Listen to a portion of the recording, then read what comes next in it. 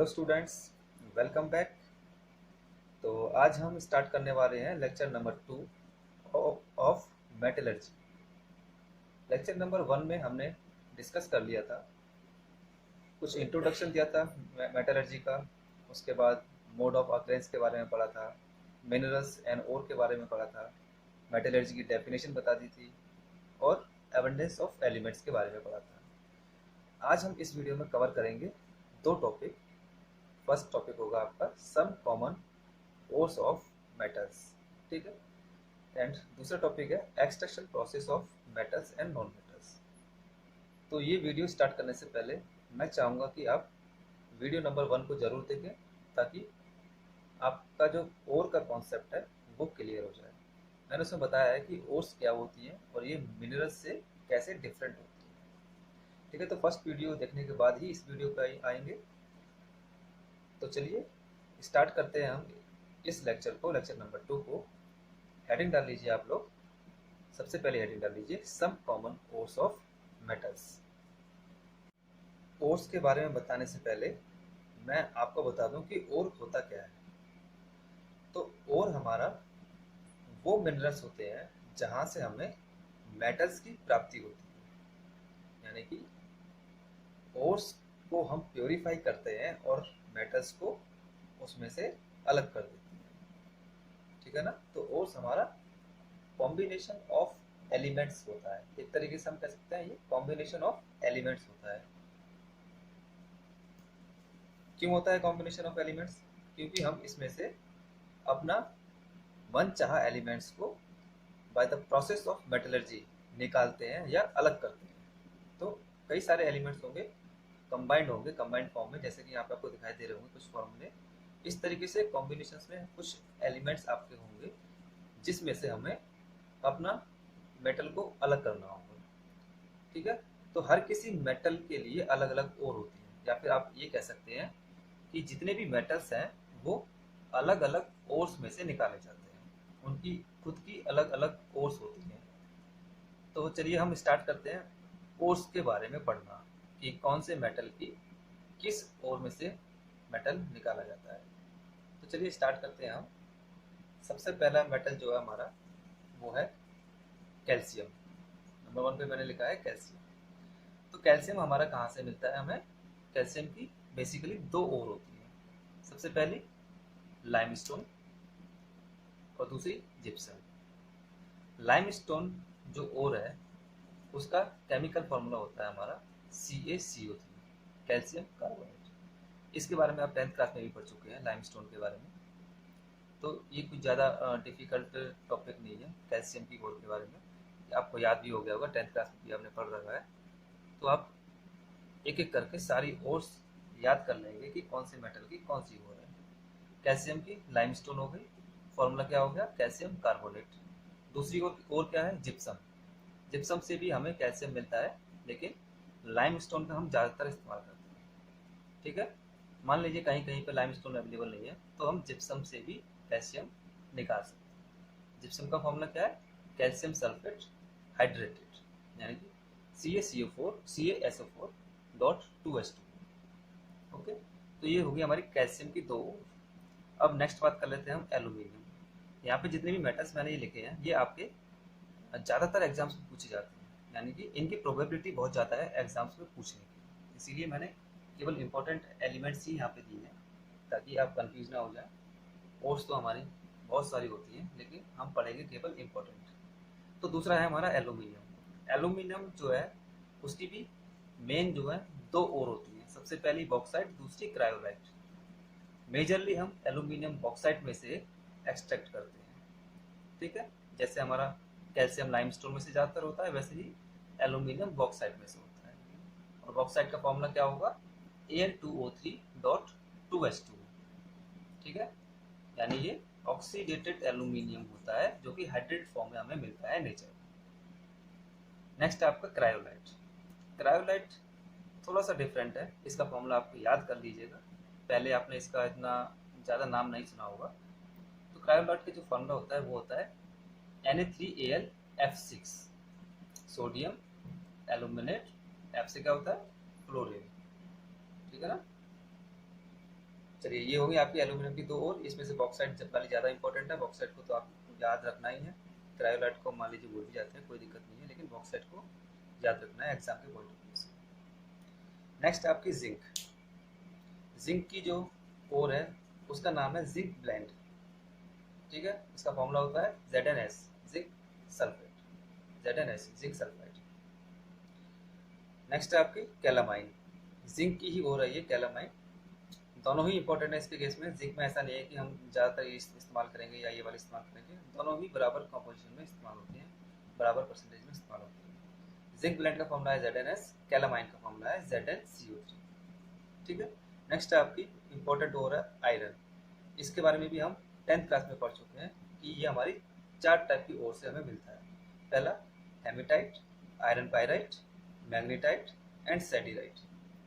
सेडिराइट आपको शायद वीडियो में दिखाई नहीं दे रहा है, मैं साइड में लिख दूंगा इसको फिर से। तो 4 और आपकी होती है hematite, iron pyrite, magnetite and सेडिराइट।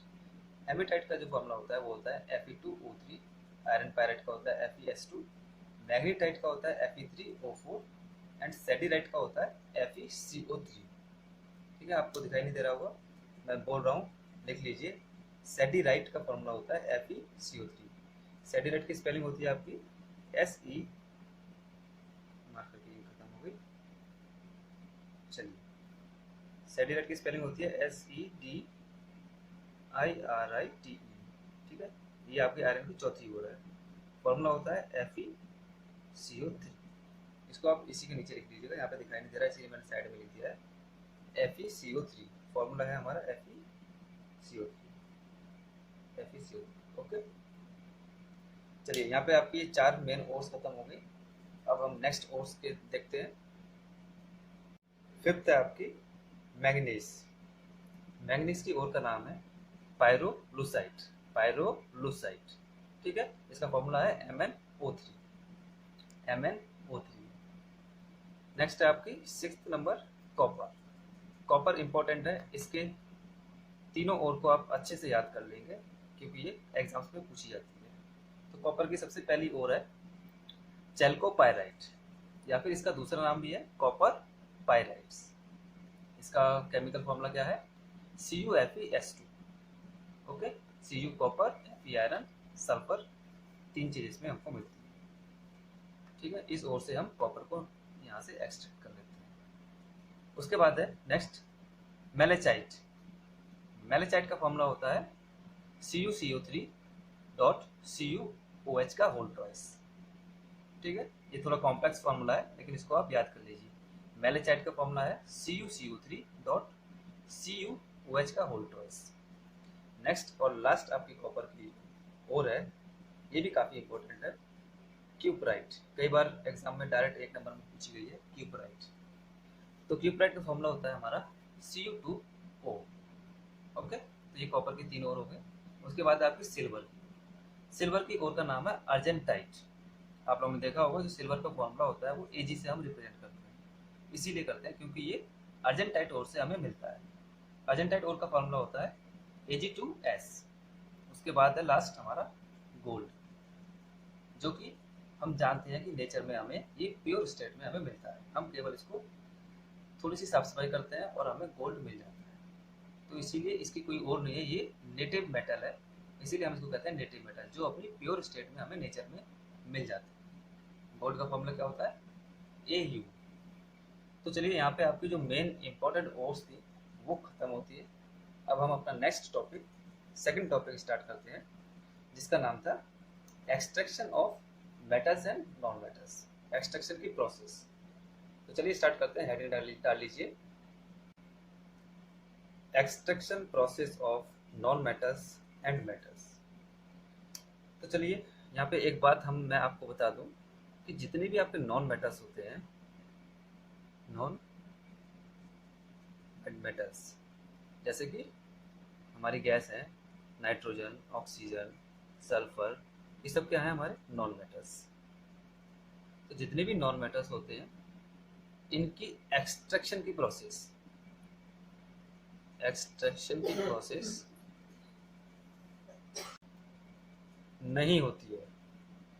मतलब नहीं होने से मतलब है कि कोई स्पेसिफिक प्रोसेस नहीं होती, स्पेसिफिक, ठीक है। Specific means general, sorry specific नहीं, स्पेसिफिक का मतलब हो जाता है कि किसी मेटल के लिए प्रॉपर एक प्रोसेस होना। मैं यहाँ पे कहना चाह रहा हूँ कि जो नॉन मेटल्स की जो एक्सट्रैक्शन की प्रोसेस है वो जनरल नहीं होती है। जनरल का मतलब जानते हैं ना, कि जो हम सभी एलिमेंट्स के लिए जिसको मान सकें, तो ऐसी कोई प्रोसेस हमारी नॉन मेटल्स के लिए नहीं होती है, ठीक है। तो बेसिकली हम यहाँ पे नॉन मेटल्स की एक्सट्रैक्शन की प्रोसेस के बारे में नहीं पढ़ेंगे, तो हमें क्या पढ़ना है, मेटल्स की एक्सट्रैक्शन की प्रोसेस के बारे में, ओके।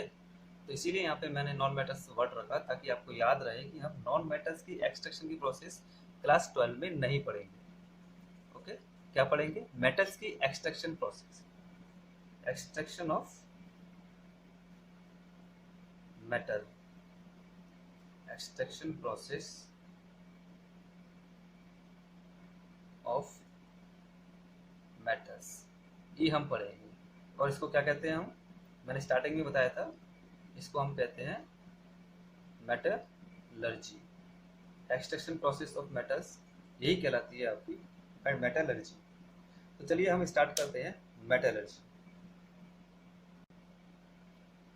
तो मेटलर्जी में हम पढ़ेंगे कि कौन कौन से स्टेप्स हमारे होते हैं जिससे कि हम किसी भी मेटल को प्योरीफाई कर सकें, यानी कि उसको उसके एलिमेंटल स्टेट में लेके आ सकें, ठीक है। तो चलिए स्टार्ट करते हैं। मैं आपको यहाँ पे बता देना चाहता हूँ कि मेटलर्जी जनरली हमारी 5 स्टेप में होती है, ठीक है। जनरली हमारी 5 स्टेप में होती है, जिसमें सबसे पहला जो स्टेप है वो आपका है crushing.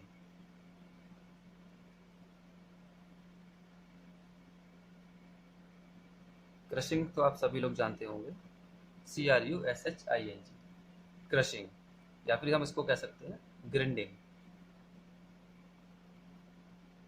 Grinding of ore, crushing या ग्राइंडिंग ऑफ ओर।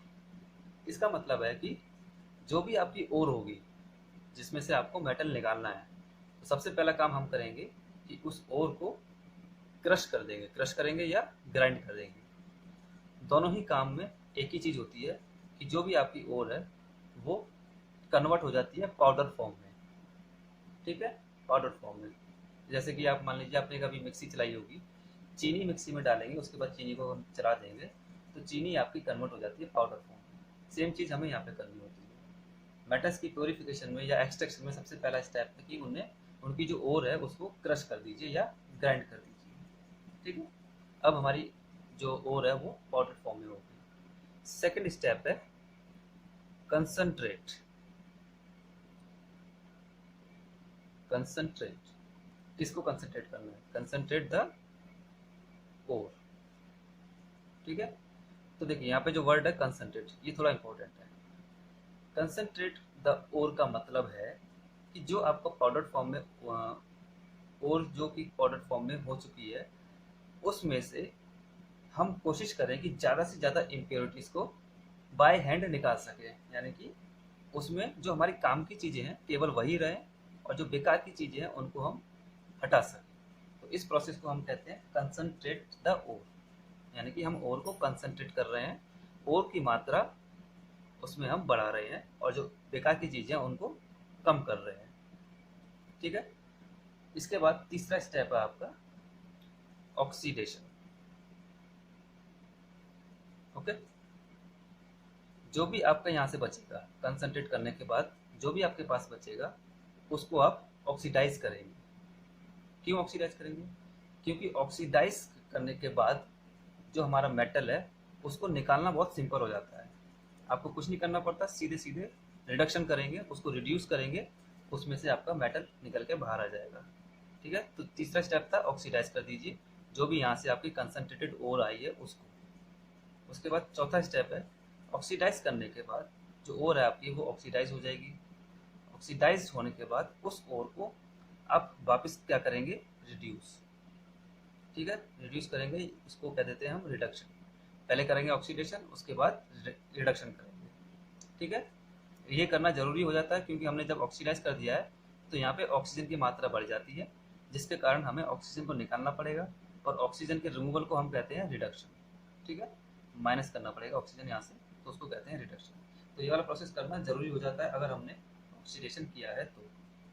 ओके, तो चौथा स्टेप हो गया हमारा रिडक्शन।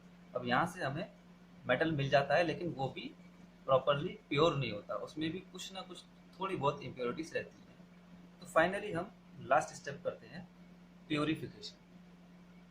Okay, purification. तो ये हर किसी मेटल के लिए अलग अलग टाइप का प्रोसेस है। कि मान लीजिए गोल्ड है, तो गोल्ड को वैसे भी नेटिव प्लेस में, नेटिव स्टेट में मिलता है गोल्ड, तो गोल्ड के लिए हम ये इसमें से एक भी स्टेप नहीं करते। मान लीजिए सिल्वर है आपका, तो सिल्वर आपका फाइनली रिड्यूस होने के बाद थोड़ा सा मेटेलिक फॉर्म में आ गया, यानी कि सिल्वर की मात्रा ज़्यादा हमको मिल चुकी है, फिर भी उसमें थोड़ी सी इम्प्योरिटीज रहती है, जिसको फाइनली हम प्योरीफिकेशन से क्लियर कर देते हैं। ओके, तो ये बेसिक 5 स्टेप हैं जो कि ज़्यादातर मेटल्स को प्योरीफाई करने के समय हम करते हैं। ठीक है, तो मेटलर्जी के जो बेसिक 5 स्टेप हैं वो केवल यही है, इनको आप याद रखिए। अब मैं क्या करूँगा, इन पाँचों स्टेप को एक एक करके एक्सप्लेन करूँगा, लेकिन इसको मैं करूँगा अपने नेक्स्ट वीडियो पे। तो तब तक के लिए पढ़ते रहिए, किताब उठाइए, देखिए कि इन कैसे कैसे इस पाँचों स्टेप होते हैं, वरना नेक्स्ट वीडियो में तो मैं समझाऊंगा ही। चलिए, तब तक के लिए बाय बाय।